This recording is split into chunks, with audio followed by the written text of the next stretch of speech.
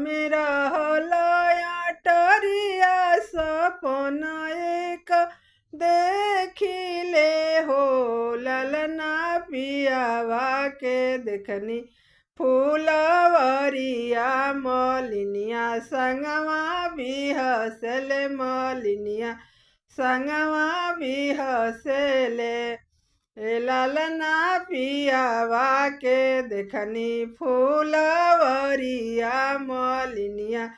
संगवा बिहसले मलिनिया संगवा बिहसले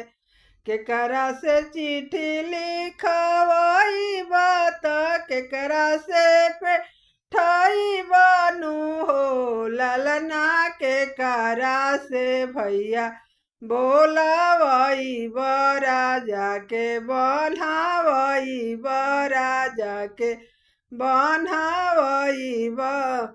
देवर जी से चिट्ठी लिखवाई बात हजमा से पेठाई बनू हो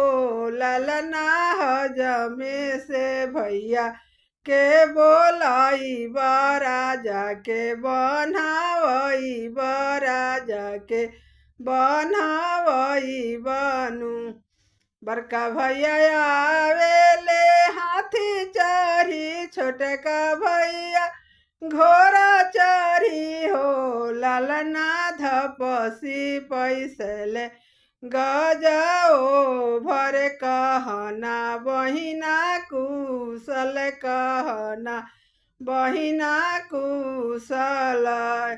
ए भैया धपसी पैसले गजाओ भर कहना बहिना कुशल कहना बहिना कुशल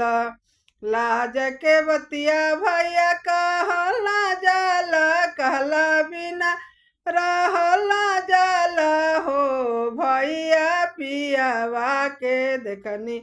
फूलवरिया मलिनिया संगवा बिहसले मलिनिया